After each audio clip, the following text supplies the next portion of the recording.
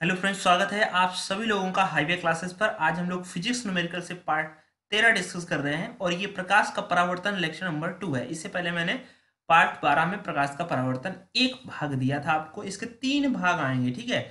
इस भाग में जो विशेष थ्योरी बची हुई है आपका रिमेनिंग, उसको हम लोग कवर करेंगे। पहले भाग में भी थ्योरी कवर की थी, आज ये वाला फार्मूला देखेंगे। और थर्ड पार्ट में हम लोग न्यूमेरिकल डिस्कस करेंगे जो इससे रिलेटेड होंगे, बहुत ही इंपॉर्टेंट प्रकाश के न्यूमेरिकल, ठीक है। प्रकाश के परावर्तन स्पेशल से फिर हम लोग परावर्तन के बाद में अपवर्तन पढ़ेंगे। ऐसे ही प्रकार से पढ़ते चले जाएंगे। और इसकी पीडीएफ जो है मैंने टेलीग्राम चैनल पर प्रोवाइड करा दी है। जो हैंड राइटिंग थी 51 पेज है उस पीडीएफ में, तो वो बहुत ही इंपॉर्टेंट है। विद न्यूमेरिकल के वहां पर हमने सोल्यूशन के प्रोवाइड करा दी है। अब की बार जो नई पीडीएफ आएगी वो अलग तरीके से आएगी, क्योंकि उसमें जो है ये सारी चीज़ें टाइप की हुई हैं, तो वो वहाँ से आपको मिल जाएंगी। वो मेरी हैंड राइटिंग के हिसाब से थे, थोड़ा हैंड राइटिंग अच्छी नहीं है, फिर भी आप मैनेज करना, अपने को पढ़ने से मतलब है। और ये लेक्चर उन सभी लोगों के लिए इंपॉर्टेंट है जो सभी लोग वनडे एग्जाम्स की तैयारी कर रहे हैं, खासकर एनटीपीसी ग्रुप डी और रेलवे की जो तैयारी कर रहे हैं उनमें न्यूमेरिकल पूछने की संभावना बनी रहती है। मेंस में जो एग्जाम हुआ था न्यूमेरिकल पूछे गए थे, तो यहाँ से उन लोगों के लिए लेक्चर बहुत ही इंपॉर्टेंट होने वाला है। ओके, एक लेक्चर हम आपको और सजेशन करेंगे जो कि 11 बजे है। और उसमें उसका नाम है सुपर टेट मैथ्स, जो है classes, super TET maths classes. लेकिन ये उन बच्चों के लिए बहुत इंपॉर्टेंट है जो लोग मैथ अभी स्टार्ट कर रहे हैं या पढ़ने की कोशिश कर रहे हैं, उनके लिए बहुत इंपॉर्टेंट होगा। तो आप सभी लोग ये बिना ध्यान हटा के कि ये सुपर टेट नाम पड़ा है, अपने को मैथ सीखने से मतलब है परसेंटेज, जाओ वहां सीखो जाके। एकदम से झक्कास तरीके से एक कॉन्सेप्ट से लेकर और उस कॉन्सेप्ट को लेकर उससे रिलेटेड 10 सवाल लगाए जाते हैं, तो वहां से आपको जरूर देखना चाहिए। तो चलिए आइए स्टार्ट करते हैं अपना आज का लेक्चर और देखते हैं जो बची हुई थ्योरी थी वो हम समझ लेते हैं। ये नियम जो है मैंने कल आपको बताया था, एक बार फिर से दोहरा देते हैं। जो खास नियम था, गोली दर्पण में प्रतिबिंब बनाने के कौन कौन से नियम है। देखो, गोली दर्पण वो होता था जिसमें से हमने अवतल दर्पण निकाला और उत्तल दर्पण निकाला। दो प्रकार के दर्पण निकाले एक गोली दर्पण में, एक अवतल और उत्तल। देखो, ये अवतल दर्पण है और ये उत्तल दर्पण है। अवतल और उत्तल की खास पहचान क्या है कि अवतल में जो परावर्तक पृष्ठ होता है वो दबा हुआ भाग होता है, यानी कि अंदर वाला होता है। और उत्तल में जो परावर्तक पृष्ठ होता है, यानी कि जो किरण टकराकर उसी माध्यम में वापस चली जाती है, वो उत्तल में बाहर वाला भाग होता है, ठीक है। और इसमें जो ये पॉलिश की जाती थी, जिसमें ये पॉलिश की जाती थी, ये किसकी थी? ये पारे की कलाई और लाल ऑक्साइड था, ठीक। तो यहां से नियम थे वो हमने देखो। गोली दर्पण पर जब मुख्य अक्ष के समांतर प्रकाश की किरण आपतित होती है, तो देखो ये है मुख्य अक्ष और इसके समांतर ये किरण आपतित हुई है, आपतित होती है, तो वह परावर्तित होकर मुख्य फोकस, अब परावर्तित होकर ये कहां से जा रही है? देखो, मुख्य फोकस से जा रही है। ये देखो, मुख्य फोकस से होकर जाती है या मुख्य फोकस से होकर आती हुई प्रतीत होती है, क्योंकि उत्तल दर्पण में मुख्य फोकस इधर होता है और ये टकरा कर यहीं से वापस हो जाती है, लेकिन ये इसके सामने है, बिल्कुल डेड आती हुई प्रतीत होती है, ठीक है। उत्तल दर्पण में आती हुई प्रतीत होगी, लेकिन अवतल में आएगी। दूसरा नियम यह है कि जब मुख्य फोकस से होकर जाने वाली अवतल दर्पण में अथवा मुख्य फोकस बिंदु की ओर जाने वाली किरण उत्तल दर्पण में आपतित होती है, तब वह परावर्तित होकर मुख्य अक्ष के समांतर चली जाती है। यानी कि जब कोई दूरी जो है, ये देखो, इस पर टकराएगी और मुख्य अक्ष पर टकरा के, और ये जब इस पर टकराएगी तो ये समांतर, यानी कि मुख्य अक्ष, ये होता है मुख्य अक्ष के समांतर चली जाएगी। इसका डायग्राम नहीं है, थर्ड सेकंड वाले लॉ का डायग्राम नहीं यहाँ पर बना पाया। थर्ड नियम है कि जब वक्रता केंद्र से होकर जाने वाली अवतल दर्पण में, ये देखो वक्रता केंद्र ये होता है सी, और यहां पर जाने वाली रेखा जो किरण है वो उसी माध्यम से लौट आती है। और यहां पर देखो, अब उत्तल दर्पण में क्या होगा? उत्तल दर्पण में क्योंकि यहां पर सी होता है और परावर्तक पृष्ठ यहां होता है, तो इसी के सामने वापस चली जाएगी, इसके सामने आती हुई प्रतीत होगी। तो ये है थर्ड नियम। 3 नियम ये हमने कल आपको डिस्कस भी कराए थे। और इससे रिलेटेड हमने आपको ये वस्तु अनंत पर भी रखकर दिखाई थी, वस्तु अनंत पर रखकर दिखाई थी, और जिससे हमारा जो प्रतिबिंब बना था वो वास्तविक उल्टा व वस्तु से छोटा बना था। तो इस चीज को हम नहीं बता रहे हैं, क्योंकि ये वस्तु अनंत पर हमने रखी थी। यहाँ पर ये है वस्तु जो हमारी इनफाइनाइट पर है, अनंत पर है। अब वस्तु को हम लोग रखेंगे वो सेंटर और इसके बीच में रखेंगे, ठीक है। वस्तु को सेंटर और ये अनंत के बीच में रखेंगे, तब देखो हमारा क्या होगा। ये चीज आप समझने के लिए तो पार्ट नंबर आप 12 जरूर देखना है। बस आपको इतना सर्च करना है, फिजिक्स न्यूमेरिकल बाय तुलसर, ठीक है। वहां से पार्ट जो 12 दिखे उसको जरूर देखिएगा। चलिए हम लोग नेक्स्ट जो है बात करते हैं। वस्तु वक्रता केंद्र तथा अनंत के बीच में रखी है। देखो, ये है वक्रता केंद्र और ये है, इधर बहुत सारा इनफाइनाइट होता है और इनके बीच में ये वस्तु रखी है। वस्तु कौन सी है? ओ डैश है। और ओ ओ डैश है, देखो यहाँ पर पूरा पढ़ देते हैं। ओ ओ डैश मुख्य अक्ष पर एक वक्रता केंद्र सी के आगे रखी हुई है, ये देखो सी के आगे यहाँ पर रखी हुई है। ओ डैश से मुख्य अक्ष के समांतर चलने वाली किरण, ओ डैश से, ये देखो ओ डैश से मुख्य अक्ष के समांतर चलने वाली किरण जब ये टकराएगी और टकराकर कहाँ आएगी, मुख्य फोकस से होकर मुख्य फोकस पर चली जाएगी। और एक ओ डैश से जो किरण जाएगी वो वक्रता केंद्र से जाएगी। और अभी हमने रूल नंबर देखा था थर्ड, अगर कोई किरण वक्रता केंद्र यानी कि वक्रता केंद्र सी से अगर जाएगी तो वो उसी माध्यम पर लौटकर वापस आ जाएगी। और जहां पर ये दोनों किरण मिलती हैं वहां पर आई आई डैश है, ये पूरा यहीं पे ये चीज लिखा हुआ है, आई आई डैश है, ठीक है। और आई आई डैश जो है ये ओ ओ डैश का प्रतिबिंब है। आई आई डैश, ये देखो आई और आई डैश, ये आई आई डैश जो है ऐसे करके ओ ओ डैश का प्रतिबिंब है। अब आप देख रहे होंगे ओ ओ डैश ऐसा था, लेकिन इसका जो प्रतिबिंब बना वो ऐसा बना है। इसका मतलब प्रतिबिंब जो बनता है वो उल्टा बनता है। साथ ही साथ यहाँ पर देख रहे हैं ओ ओ डैश था तो आई आई डैश बना, यानी कि प्रतिबिंब बिल्कुल वास्तविक, देखो वास्तविक बनेगा, उल्टा बनेगा, वो वस्तु से छोटा बनेगा। देखो ये वस्तु इतनी बड़ी थी, ये एरो खींचा हुआ है एरो का, ये देखो, और ये वस्तु जो बनी जाकर ये एरो देखो छोटा बना है, यानी कि जैसा एरो था है वैसा प्रतिबिंब वास्तविक है, लेकिन उल्टा है और कैसा छोटा है। ये कब होगा, जब आप वस्तु को सेंटर और इनफाइनाइट के बीच में रखेंगे। तो आपसे यूं पूछा जाता है कि जब हम वस्तु को अवतल दर्पण में, जब हम वस्तु को सेंटर और इनफाइनाइट के बीच में रखेंगे तो वो जो वस्तु का प्रतिबिंब कैसा बनेगा। तो वस्तु का प्रतिबिंब जो बनेगा, अगर आपने यहाँ पर विधिवत अच्छे से पढ़ा है तो वस्तु का प्रतिबिंब आप देख रहे होंगे उल्टा, वास्तविक उल्टा व वस्तु से छोटा बनता है, ठीक है। यहीं पर ये चीज यहाँ पर लिखी हुई है, आप पढ़ लेना अच्छे से, मैंने आपको समझा भी दिया है। नेक्स्ट कॉन्सेप्ट देखिए, अब हमने क्या किया है, वस्तु को वक्रता केंद्र पर रख दिया है। वस्तु को कहां पर रखा है, वक्रता केंद्र पर। तो ध्यान से देखें, अब जो वस्तु है ये वाली ओ ओ डैश, देखो वक्रता केंद्र पर रखी है।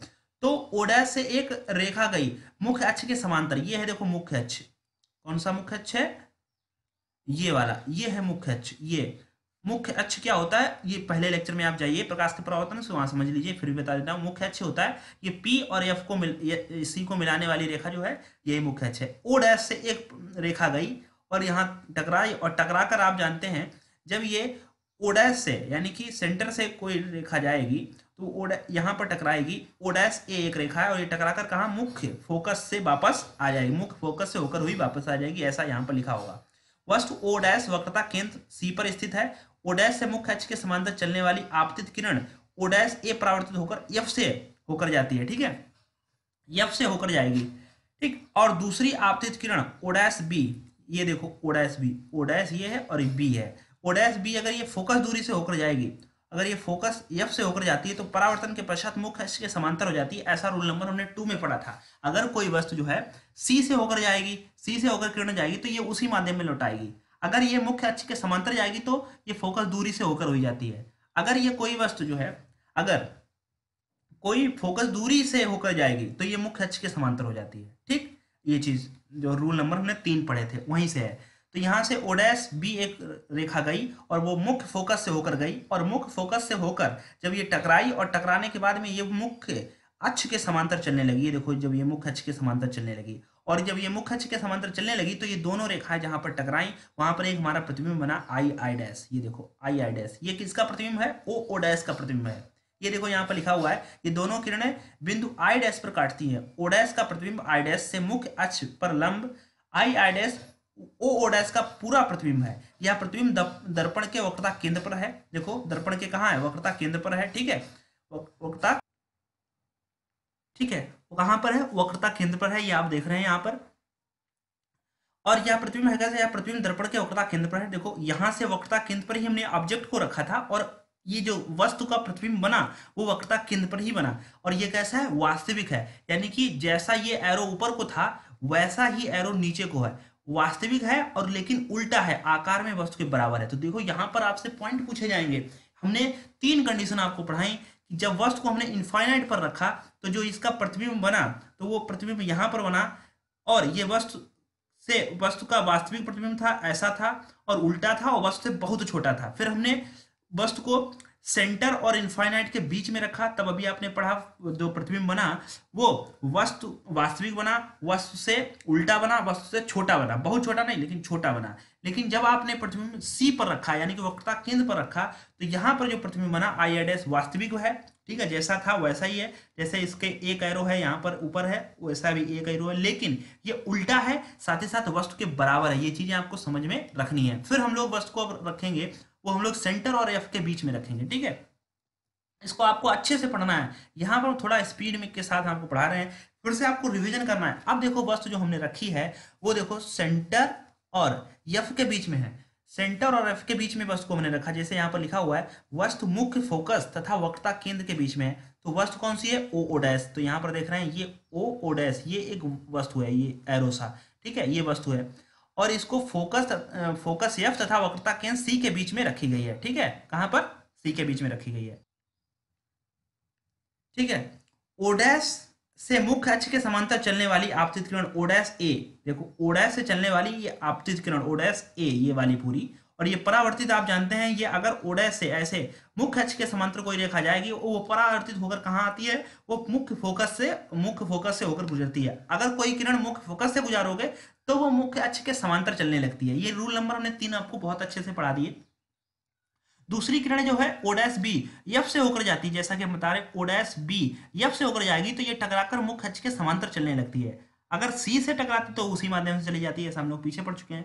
ठीक है, समांतर चली जाती है। दोनों परावर्तित किरणें आई डैश पर काटती हैं। कहां पर काटती हैं? आई डैश पर। देखो ये है आई डैश पर, यहां पर दोनों पे काटती हैं। ठीक, आई डैश पर काटती हैं।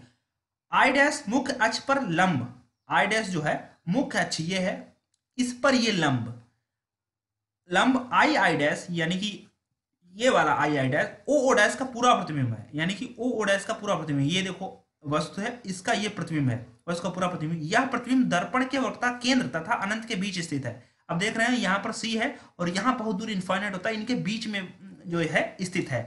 वास्तविक है, तो देखो जैसा ये एरो था वैसा ही एरो है, लेकिन उल्टा है। आप उल्टा देख रहे हैं, लेकिन वस्तु से बड़ा है। आपसे देखो, आपसे पूछा जाएगा कि वस्तु से बड़ा प्रतिबिंब कब बनता है, तो ये चीज आप ध्यान रखना। वस्तु से बड़ा जो प्रतिबिंब बनेगा वो जब वस्तु आप सेंटर और मुख्य फोकस के बीच में रखेंगे। आपसे ऐसे पूछ लेंगे कि बराबर कब बनेगा? बराबर तब बनेगा जब आप सेंटर पर रखोगे वस्तु को कब रखोगे? सेंटर पर रखोगे। अगर सेंटर से इधर वस्तु है तो छोटा बनेगा, अगर इनफाइनाइट पर है तो बहुत छोटा बनेगा, और इधर है तो छोटा बनेगा, सेंटर पर है तो बराबर होगा, और सेंटर और एफ के बीच में है तो फिर बड़ा बनेगा। ठीक है, अब की बार जो हम लोग वस्तु रखेंगे वो रखेंगे पूरा एफ के ऊपर रख देंगे। ठीक है, ये 6 स्थितियां हैं जो आपको पढ़नी चाहिए। 6 वस्तु मुख्य फोकस पर रख दी हमने। वस्तु कहां पर रख दी? मुख्य फोकस पर। तो देखो ये वस्तु है यहां पर, ये एफ, ये यहां पर हमने रख दी। अब यहां से ओ डैश ए, एक ये किरण टकराई और टकराकर ये जाएगी मुख्य फोकस दूरी से ही होकर, जैसा कि रूल है। ठीक है, और दूसरी किरण क्या हुई? ये ओ डैश, जैसा कि यहाँ पर लिखा हुआ है ओ डैश मुख्य फोकस से पर स्थित है। ओ डैश से मुख्य अक्ष के समांतर चलने वाली एक आपतित किरण ओ डैश ए परावर्तित होकर मुख्य फोकस से होकर जाती है। ओ डैश से चलने वाली दूसरी आपतित किरण जो पीछे बढ़ाने पर वक्रता केंद्र से गुजरती है। देखो जो पीछे बढ़ाने पर कहाँ? वक्रता केंद्र से गुजरती है। अब कोई किरण ऐसी है नहीं जो हम लोग एफ से गुजार सके, अब एफ से नहीं गुजार पाएंगे। ठीक है, अब ओ डैश सी, ठीक है, ये ओ डैश सी पीछे, ओ डैश से चलने वाली दूसरी आपतित किरण जो पीछे बढ़ाने पर वक्रता केंद्र से होकर गुजरती है। जो कहां से होकर गुजर रही है? वक्रता केंद्र से होकर गुजर रही है। और अगर कोई किरण वक्रता केंद्र से होकर गुजर रही है तो ये आपतित होकर ये फिर उसी माध्यम में वापस आ जाएगी, ऐसा हमने जानते हैं वक्रता केंद्र पर। देखो ये पीछे बढ़ाने पर ये वस्तु फिर टकराकर फिर उसी माध्यम में आ गई। ठीक है, देखो जब हमने इस वस्तु को ओ डैश, ये देखो यहाँ पर टकराई और वापस आ गई। ठीक है, सी गुजरती है, दर्पण में परावर्तित होकर उसी मार्ग पर लौट आती है। ओ डैश से चलने वाली दूसरी आपतित किरण जो पीछे हटाने पर वक्रता केंद्र से गुजरती है, दर्पण में परावर्तित होकर उसी मार्ग पर लौट जाती है। ये दोनों किरणें समांतर होने के कारण अनंत पर अक्ष के नीचे मिलती जाकर, ये दोनों किरणें कहाँ? समांतर होने के कारण। और समांतर का हमने बताया था कि अगर कोई किरण समांतर है तो इसका मतलब उनके बीच की दूरी निश्चित है और ये कभी आपस में मिल नहीं सकती। और ये ऐसे ही बढ़ते चली गई, ऐसे ही बढ़ती चली गई, और जहां ये वस्तु अनंत थी उसके नीचे मिली जाके आई आई डैश जो प्रतिबिंब उसने बनाया जाके। ठीक है, इसी प्रकार ओ का प्रतिबिंब अनंत मुख्य अक्ष पर स्थित आई आई डैश का प्रतिबिंब अनंत पर बनता है तथा वास्तविक उल्टा हुआ वस्तु से बहुत बड़ा बनता है। देखो ध्यान दें, वास्तविक बनेगा, उल्टा बनेगा, वह वस्तु से बहुत बड़ा बनेगा। अभी वस्तु से बड़ा बना था कब? जब आपने सेंटर और एफ के बीच में रख दिया। जब आपने एफ के ऊपर ही रख दिया तो प्रतिबिंब जो है वस्तु से बहुत बड़ा बनेगा और इनफाइनाइट पर बनेगा।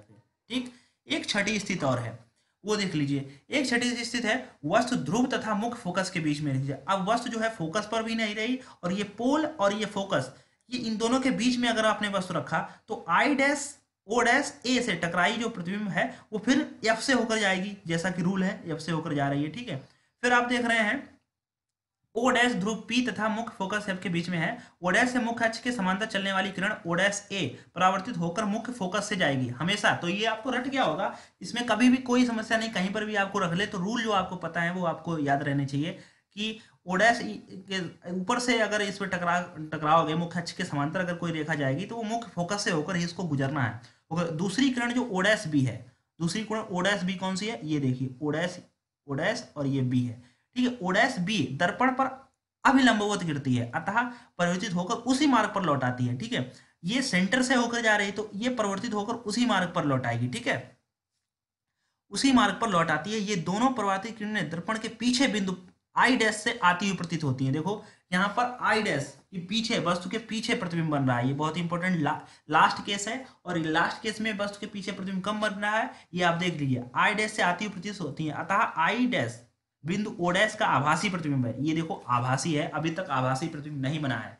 आई डैश से मुख्य अक्ष पर लंब आई डैश वस्तु का पूरा प्रतिबिंब है। यह प्रतिबिंब दर्पण के पीछे बनता है तथा आभासी है और सीधा है, वह आकार में वस्तु से बड़ा है, ठीक है। ये आप देख लीजिए, एक ही मात्र कंडीशन है जब वस्तु सीधा है प्रतिबिंब, जैसे ये आई डैश है, और ये आभासी प्रतिबिंब है, ठीक है, आभासी आई डैश है, वस्तु से बड़ा है, ठीक है, आकार में कैसे वस्तु से बड़ा है, सीधा है, और ये आभासी प्रतिबिंब है। तो देखो आभासी है, सीधा है, और आकार में वस्तु से बड़ा है। तो ये लास्ट केस है। अगर आपसे पूछें कि किस केस में हम लोग प्रतिबिंब जो है आभासी, सीधा व आकार में वस्तु से बड़ा बनता है, ये एक ही होगा जब ये दर्पण के पीछे होगी, और दर्पण के पीछे हो नहीं सकती क्योंकि ये आभासी चीजें हो जाएंगी, ठीक है। तो ये लास्ट केस था, आपको समझ लेना चाहिए। अब हम लोग चलिए नेक्स्ट पॉइंट पर डिस्कस करते हैं।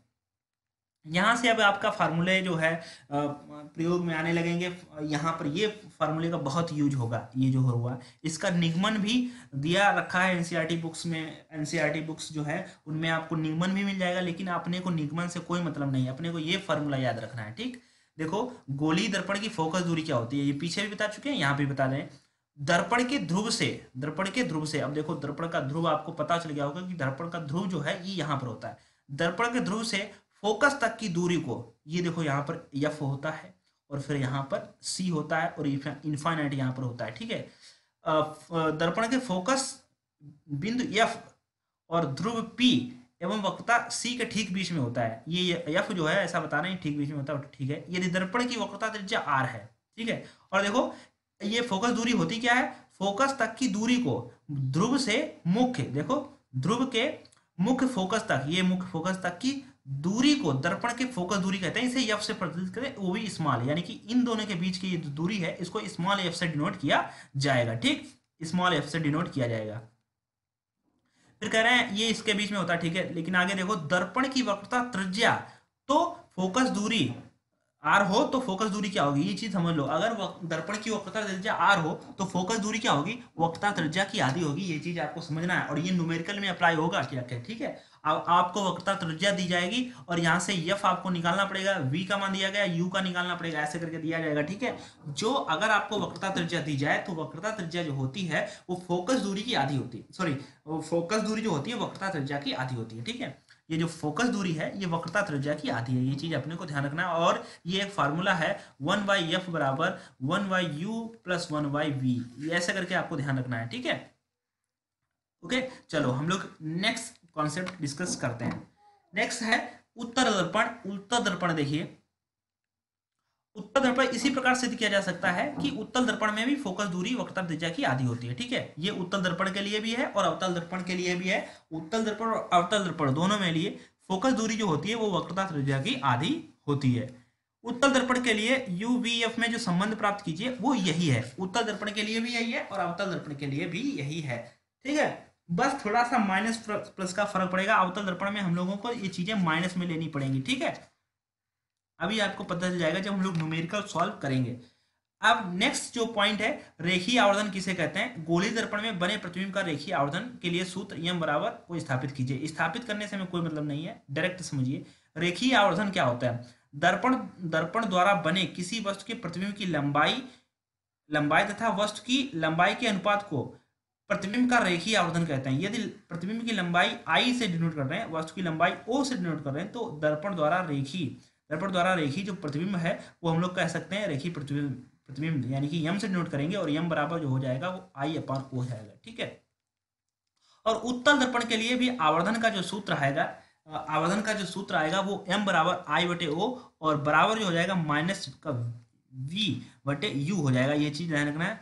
उत्तल दर्पण के लिए भी जो सूत्र का है तो माइनस वी अपान यू होगा, माइनस का वी अपान यू होगा उत्तल दर्पण के लिए। ये चीज ध्यान रखना। रेखीय आवर्धन है, यम बराबर जो आएगा माइनस वी अपान यू आ जाएगा। आपसे ऐसे कहेंगे जो प्रतिबिंब है वो वस्तु का 2 गुना है, तो फिर हम लोगों को ऐसे डिनोट करना पड़ेगा। अभी आपको पता चल जाएगा कि v क्या है, u क्या है, ये सारी चीजें अभी आपको पता चल जाएंगी। बस आपको ये ध्यान रखना है कि रेखीय आवर्धन जो होता है वो यम बराबर क्या होता है, प्रतिबिंब की लंबाई, ये देखो प्रतिबिंब की लंबाई और वस्तु की लंबाई। अभी हमने देखा था प्रतिबिंब और वस्तु से बातें चल रही थी।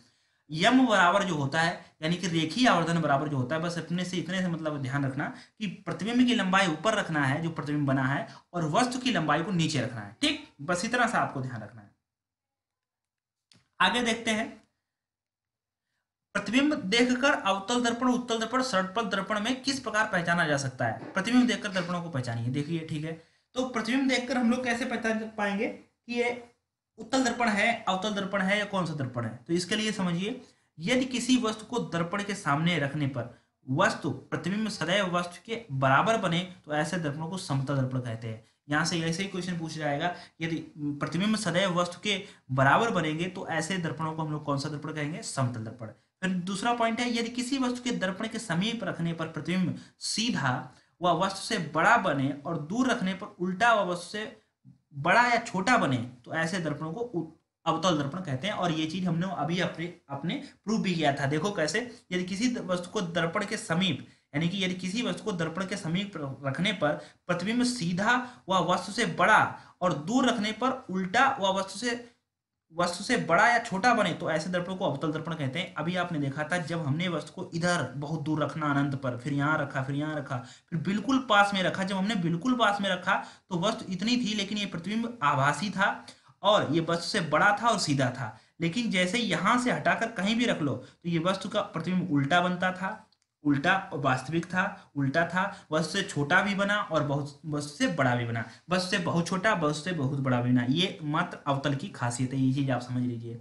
यदि वस्तु का दर्पण द्वारा बनाया गया प्रतिबिंब वस्तु की प्रत्येक स्थिति के लिए सीधा तथा वस्तु से छोटा ही बने, इस प्रकार दर्पण को उत्तल दर्पण कहते हैं। देखो, उत्तल दर्पण की आपकी खासियत समझ लीजिए कि हमेशा सीधा बनेगा और वस्तु से छोटा ही बनेगा, तो इस प्रकार के दर्पण को उत्तल दर्पण कहते हैं। और लेक्चर नंबर जो हमने 12 में आपको बताया था, उत्तल दर्पण की खासियत है, ये देखो कह रहा है वस्तु से छोटा ही बनेगा। उत्तल दर्पण की जो खासियत है वो बहुत सी बड़ी चीजों को छोटा करके दिखाने की खासियत है, और अवतल दर्पण की जो खासियत है वो बहुत सी बड़ी चीज को, बहुत सी छोटी चीज को बड़ा करने की खासियत है। इसी प्रकार जैसे हमने आपको बताया था, जो कार में आपके जो साइड मिरर होते हैं, इसके पीछे बहुत से ट्रक, बहुत सी गाड़ियां, बहुत से बाइक, सब कुछ चलता रहता है, बहुत बड़ी बड़ी चीजों को, और बहुत बड़ी बड़ी चीजों को ये अपने मात्र एक छोटे से शीशे में दिखा देता है। ये इसका कारण क्या है, इसका कारण उत्तल दर्पण है। ठीक है, उत्तल दर्पण बहुत सी बड़ी चीज को छोटा सा कर लेता है। ठीक है, ये खासियत है।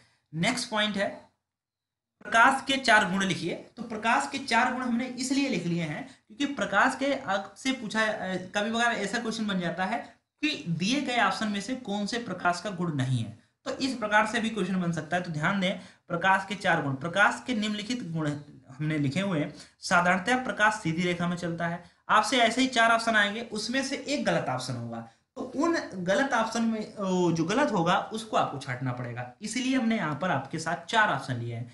साधारणतः प्रकाश सीधी रेखा में चलता है, ठीक है, ओके। प्रकाश के कारण हम वस्तु को देख पाते हैं, बिल्कुल प्रकाश के कारण देख पाते हैं, प्रकाश से नहीं देख पाते। अगर अंधा व्यक्ति है, वो प्रकाश है तो क्या वो वस्तु को देखने का नहीं, प्रकाश के कारण हम वस्तु को देख पाते हैं, यानी कि प्रकाश हमारी वस्तुओं को देखने में सहायता करता है, लेकिन प्रकाश स्वयं दिखाई नहीं देता है। ये चीज देखो, प्रकाश वस्तुओं को देखने में सहायता करता है लेकिन प्रकाश स्वयं दिखाई नहीं देता है। कितनी अजीब आश्चर्यजनक बात है। देखो, प्रकाश विद्युत चुंबकीय तरंगों के रूप में चलता है, बिल्कुल सही बात है। प्रकाश जो है विद्युत चुंबकीय तरंगों के रूप में चलता है, ठीक है, ये चीज आप समझ लीजिए। चमकदार तलों से प्रकाश परावर्तन होता है, बिल्कुल सही। अभी आपने पढ़ा कि जब कोई ऐसे चिकनी तल पर जब कोई किरण टकराती है प्रकाश की, तो वो उसी माध्यम में चली जाती है। इस घटना को हम लोग प्रकाश का परावर्तन कहते हैं। यानी कि आपसे पूछा जा रहा है चमकदार तलों से प्रकाश का परावर्तन होता है, बिल्कुल सही है। और यहाँ पर अभिलंब था, ये सारी चीजें हमने लेक्चर नंबर 1 में डिस्कस कर ली है, यानी कि प्रकाश के परावर्तन 1 में, और भाग जो है वो 12 में। ठीक है, आप वहां पर जरूर देखिएगा। नेक्स्ट पॉइंट देखिए, ये थे हमने आपको बताया जो कि हमें लगा कि इंपॉर्टेंट है। उत्तल दर्पण द्वारा बने प्रतिबिंब की विशेषता बताइए। देखो, अवतल दर्पण द्वारा बने प्रतिबिंब की विशेषताएं हमने आपको बताई कि अगर अवतल दर्पण द्वारा बने प्रतिबिंब आपसे पूछे जाए कि तो अवतल दर्पण ऐसा होता है, और यहाँ पर आप जानते हैं P होता है, और फिर ये F होता है, और फिर ये C होता है। वस्तु को हमने यहाँ पर रखा, फिर हमने वस्तु को यहाँ पर रखा, फिर हमने वस्तु को यहाँ पर रख दिया, फिर वस्तु को यहाँ पर रख दिया, फिर वस्तु को यहाँ पर, और फिर वस्तु को हमने यहाँ पर भी रख दिया। यानी कि टोटल हमने 6 केस पढ़े। और अवतल दर्पण की जो विशेषता थी, यानी कि वस्तु जो अगर यहाँ पर रखोगे तो प्रतिबिंब वस्तु जो बनेगा वो यहाँ पर बनेगा, लेकिन वस्तु से बहुत छोटा बनेगा। वास्तविक बनेगा उल्टा बनेगा, फिर भी यहाँ पर रखा तो वस्तु से छोटा बनेगा लेकिन बहुत छोटा नहीं। सेम वास्तविक बनेगा उल्टा बनेगा। जब हमने यहाँ पर सी पर रखा तो जो प्रतिबिंब बना, ये अवतल दर्पण की बात कर रहे हैं हम लोग।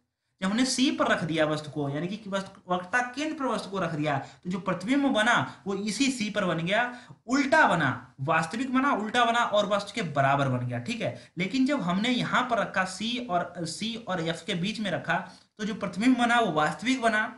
ठीक है, कैसा बना? वास्तविक बना, उल्टा बना, लेकिन वस्तु से बड़ा बना। ठीक है, कैसा बना? वस्तु से बड़ा बना। फिर हमने एफ पे रखा तो हमने देखा कि प्रतिबिंब बना, और ये जाकर इनफाइनाइट पर बना, और उल्टा वास्तविक बना उल्टा बना, लेकिन प्रतिबिंब जो है वस्तु से बहुत बड़ा बना। फिर हमने वस्तु को हमने एफ पे रख दिया, एफ और पी के बीच में रख लिया, तब आपका प्रतिबिंब यहाँ पर बना। ये प्रतिबिंब आभासी था। ये प्रतिबिंब कैसा था? आभासी प्रतिबिंब था, और ये सीधा था। जैसे अगर वस्तु ऐसे थी तो यहाँ पर भी ऐसा था, सीधा था लेकिन वस्तु से बड़ा था। आभासी था, सीधा था, वस्तु से बड़ा था। ये क्वालिटी है अवतल दर्पण में प्रतिबिंब बनाने की विशेषताएं हैं, यानी कि ये। ठीक है, सेम यही उत्तल दर्पण द्वारा बने प्रतिबिंब की विशेषताएं क्या हैं? उत्तल दर्पण द्वारा बने प्रतिबिंब की विशेषताएं देखो निम्न है। प्रतिबिंब सदैव दर्पण के पीछे बनेगा, देखो यहाँ पर। और अपने पास जो अवतल दर्पण था उसमें मात्र एक ही कंडीशन थी जिसमें हम लोग दर्पण से पीछे बना, लेकिन पांचों जो कंडीशन थी वो दर्पण के सामने प्रतिबिंब बना था। लेकिन अवतल दर्पण में एक ही कंडीशन थी जो पीछे बना था, और ये प्रतिबिंब जो था वो आभासी था,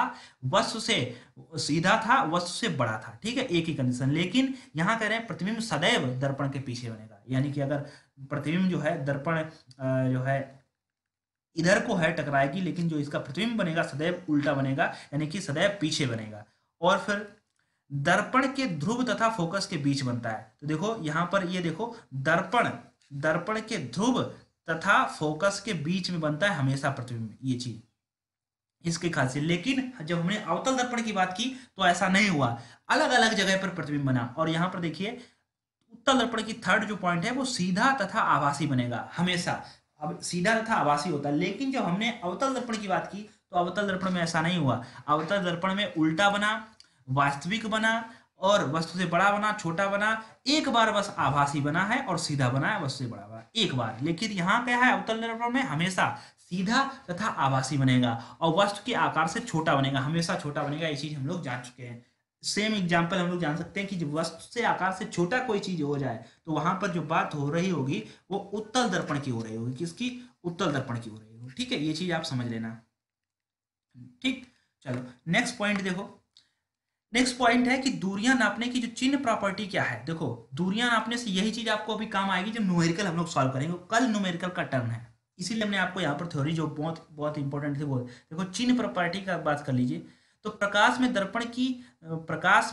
दर्पण से वस्तु की दूरी u होती है। तो ध्यान दें, प्रकाश में दर्पण से वस्तु की दूरी u, यानी कि जो वस्तु की दूरी है, वस्तु की दूरी। और अगर आपसे वस्तु की दूरी कहा जाए कि एक जो है इसमें वस्तु जो है 16 सेंटीमीटर दूर रखी है, इसका मतलब जो मान दिया गया वो u का दिया गया है 16 सेंटीमीटर। ठीक है, यानी कि अगर वस्तु की दूरी की बात करें तो u है, और दर्पण से प्रतिबिंब की दूरी v है। यानी कि अगर आपसे प्रतिबिंब की दूरी पूछेंगे तो उसके लिए v होगा, और अगर वस्तु से पूछे जाएंगे तो उसके लिए u हो जाएगा। ठीक है, दोनों समझ लेना। और फोकस जो दूरी होती है वो f से डिनोट करते हैं। ठीक है, इसके लिए निर्देशांक ज्यामिति की प्रॉपर्टी अपनाई जाती है, निम्न प्रकार से है। तो इसमें से कुछ और बातें वो भी समझिए। दर्पण प्रकाश किरणें सदैव बाईं ओर से डाली जाती हैं। दर्पण प्रकाश, ये आपसे कोई इंपॉर्टेंट नहीं है यहाँ से। समस्त दूरियां दर्पण ध्रुव से मुख्य अक्ष के साथ नापी जाती हैं। बिल्कुल ये सही है कि समस्त जो दूरियां हैं मुख्य अक्ष से यानी कि पी से ही नापी जाती हैं। ठीक है, समस्त दूरियां दर्पण के ध्रुव से मुख्य अक्ष के साथ नापी जाती हैं। ठीक, आपतित किरणों की दिशा में नापी गई दूरियां धनात्मक, बहुत इंपॉर्टेंट, चिन्ह के साथ ली जाती हैं। देखो, आपतित किरणों की दिशा में नापी गई दूरियां धनात्मक चिन्हों के साथ ली जाती हैं। ठीक, ये चीज आप समझ लो कि जो आपतित किरणों की दिशा में नापी गई दूरियां होंगी वो धनात्मक चिन्ह के साथ ली जाएंगी। आपतित किरणों के विपरीत दिशा में नापी गई दूरियां ऋणात्मक चिन्ह के साथ ली जाएंगी। ठीक है, विद आपके न्यूमेरिकल में भी समझ में आएगा। वस्तु तथा प्रतिबिंब की लंबाइयां मुख्य अक्ष से ऊपर की ओर धनात्मक तथा मुख्य अक्ष के नीचे की ओर ऋणात्मक ली जाती है। देखो फिर से समझ लेना, वस्तु तथा प्रतिबिंब की लंबाइयां जो है मुख्य अक्ष कौन होता है? ये होता है, ये पूरी जो लाइन होती है ये मुख्य अक्ष होता है। तो आपसे कहा जा रहा है कि मुख्य अक्ष से ऊपर की ओर यानी कि ऊपर की ओर धनात्मक, यानी कि जो ऊपर की ओर है वो धनात्मक तथा मुख्य अक्ष से नीचे की ओर ऋणात्मक ली जाती है। यानी कि अगर मुख्य अक्ष से जो नीचे की ओर जो बनेगा प्रतिबिंब, वस्तु तथा प्रतिबिंब की लंबाइयां जो है वो ऋणात्मक ली जाएंगी। और अवतल दर्पण में ऐसा ज्यादातर हुआ है कि जो वस्तु का प्रतिबिंब है, वस्तु तथा प्रतिबिंब की लंबाइयां मुख्य अक्ष से ऊपर है तो धनात्मक तथा मुख्य अक्ष के नीचे हैं तो ऋणात्मक। ज्यादातर नीचे बनी है, बस एक ही कंडीशन है जो ऊपर बनी है और आभासी है। इन नियमों के अनुसार अवतल दर्पण की दूरी ऋणात्मक, ध्यान से देख लीजिए, इन नियमों के अनुसार जो अवतल दर्पण की फोकस दूरी है वो ऋणात्मक तथा उत्तल दर्पण की फोकस दूरी धनात्मक होती है। ये चीज आप समझ लो, वहां पर कायम आएगी। वहां पर ये नहीं कहा जाएगा कि -50 है, यहाँ पर ये बोल दिया जाएगा कि अवतल दर्पण की फोकस दूरी 15 सेंटीमीटर है तो आपको F बराबर -15 ही लेना पड़ेगा। ठीक है, ये बोल रहा है ये नियम। अवतल दर्पण की जो फोकस दूरी है ऋणात्मक तथा उत्तल दर्पण की फोकस दूरी धनात्मक होती है। सीधे प्रतिबिंबों के लिए आवर्धन धनात्मक, ध्यान से देखो आवर्धन वहां पर I/O भी था और साथ साथ में -V/U भी था, तो यही चीज यहाँ पे बताई जा रही है। तो सीधे प्रतिबिंबों के लिए जो आवर्धन है वो धनात्मक और उल्टे प्रतिबिंबों के लिए आवर्धन ऋणात्मक होता है। ठीक है, अगर प्रतिबिंब उल्टे बनेंगे तो जो आवर्धन होगा वो ऋणात्मक होगा। और अवतल दर्पण में ज्यादातर प्रतिबिंब उल्टे ही बने हैं, बस एक कंडीशन है जो यहाँ पर बनी है। और इतनी बार हम बोल रहे हैं तो जाहिर सी चीजें हैं आपको याद होने लगी होंगी। ओके, न्यूमेरिकल के साथ आप चले जाएंगे। थोड़ी सी बात है यहाँ पर और समझ लेने, मोटर व बस चालकों के पास उत्तल दर्पण के लगे होने का क्या महत्व है, और ये महत्व हम आपको बखूबी कई बार समझा चुके हैं, आप इसको जरूर पढ़ना। ठीक, फिर पूछ रहे हैं कि गाड़ी की हेडलाइटों में अवतल दर्पण क्यों लगाते हैं। अब गाड़ी जो आपने देखी होगी इस प्रकार से गाड़ी होती है और यहाँ पर जो लाइटें लगी होती है वो हेडलाइटों में कौन सा प्रयोग होता है? अवतल दर्पण। ऐसा क्यों? अवतल दर्पण ऐसा इसलिए प्रयोग किया जाता है कि जो यहाँ अवतल दर्पण जो किरण पुंज टकराती है और ये सीधे समांतर रेखा में चलती हुई चली जाती है जिससे कि अधिक दूरी तय कर ले और अभी बहुत दूरी का साफ साफ दिखे। ये अवतल दर्पण का काम है। यही चीज यहाँ पर है, गाड़ियों की हेडलाइट में अवतल दर्पण परावर्तक के रूप में होता है। परावर्तक यानी कि जो परावर्तक क्या होता है? किरण आई और टकराकर वापस चली जाए। लेंप दर्पण के मुख्य फोकस पर होता है। लेंप कहाँ होता है? दर्पण के मुख्य फोकस पर होता है। अतः परावर्तन के पश्चात प्रकाश की समांतर किरण पुंज के रूप में आगे बढ़ती है और अधिक दूरी तक रोशनी तय करती है। वो सिंपल सी बात हमने आपको बता दी, आप भी पढ़ लेना। ठीक है, तो यहाँ पर ये जो है प्रकाश के परावर्तन से जो मुख्य थ्योरी थी वो हमने आपके साथ डिस्कस की है। और अगर आप PDF पाना चाहते हैं तो टेलीग्राम चैनल पर मात्र हाईवे क्लास लिखकर सर्च करें, वहां पर जो ग्रुप आए उसमें जरूर ज्वाइन करें। PDF वगैरह हम वहां पर प्रोवाइड करा देते हैं। आपको क्वेश्चन वगैरह पूछने तो वो भी आप वहां पर पुट कर सकते हैं अपने क्वेश्चन। ओके, थैंक यू, मिलते हैं नेक्स्ट लेक्चर में।